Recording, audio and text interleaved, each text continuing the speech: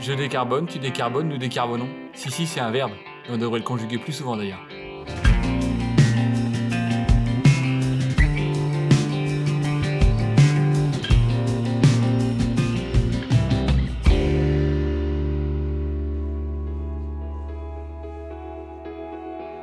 Je m'appelle Geoffrey de Wever. Je suis agriculteur en polyculture élevage depuis 6 ans. Mon premier mot, c'était tracteur. On peut dire que mon chemin était tout tracé. Je suis originaire de Boisarnaud, dans le sud de l'Eure. J'y passe une enfance paisible dans une famille de 3 enfants. Dès petit, je participe volontiers aux tâches de la ferme. À 8 ans, ma mère m'encourage à faire du sport. Mais moi, je préfère conduire les tracteurs. Faire partie d'une famille d'agriculteurs, c'est avant tout un état d'esprit. Le temps est rythmé par les moissons et les travaux de la ferme, et tout le monde y participe à sa manière. En sortie de bac, mes parents me poussent à continuer mes études. J'entre à l'école d'ingénieur Unilassal de Beauvais et je me prête au jeu. Je me spécialise en production végétale puis en agroéquipement. Grâce à mon mémoire sur l'agriculture de conservation, je voyage à travers l'Europe et rencontre d'autres agriculteurs et d'autres agricultures. En 2011, à la suite du mémoire, je suis embauché chez Kuhn, l'un des plus importants constructeurs de matériel agricole. Ce qui me fait m'installer loin de mes racines, à Châteaubriand, dans le 44. Après 4 ans, mes terres natales me manquent. Et j'ai toujours dans un coin de ma tête l'envie de reprendre la ferme familiale. Pour me rapprocher de ma famille, je deviens formateur commercial chez Claas, à Évreux, avec des missions en France, mais également à l'international.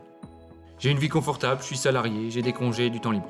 Mais cette volonté d'entreprendre, la passion pour le travail de la terre et l'envie de concret me trottent dans la tête. Mon père n'étant pas encore à la retraite, je décide de racheter en 2017 une ferme voisine de 115 hectares. Je commence un nouveau chapitre de ma vie, avec une rencontre qui mène à 1, puis 2 et 3 enfants. S'installer est un long et lourd processus, mais j'ai la chance d'être bien entouré. Avec mes parents, nous unissons nos forces pour réussir. Mon père a 60 ans. Il a une vision des choses bien précise, bâtie sur son expérience. J'en ai 36. Je fais partie d'une autre génération. J'ai vu d'autres choses, d'autres pratiques, évoluer dans un contexte complètement différent. Nos divergences n'ont jamais été un problème. Je m'appuie sur ces 40 années d'expérience et il me suit et m'aide à tendre vers mon souhait d'agriculture à haute valeur environnementale. L'agriculture à haute valeur environnementale passe par la diversité des productions, l'observation et l'expérimentation pour atteindre une plus grande résilience. J'ai choisi il y a 2 ans de me concentrer sur la décarbonation avec l'aide de NatUp. C'est un processus technique qui consiste à faire le bilan carbone des 3 dernières années de pratiques culturales. On calcule les émissions et séquestration de carbone. Cette étude nous permet de mettre en place des leviers vertueux agissant sur ces émissions et séquestration de carbone. L'agriculture de précision est un des leviers importants, tout comme la réflexion sur la forme d'engrais, la mise en place de nouvelles cultures et de nouvelles productions. J'essaie d'avoir une démarche holistique dans un cercle vertueux, mais il me manquait une clé de voûte. J'ai donc réintégré sur l'exploitation un élevage de moutons.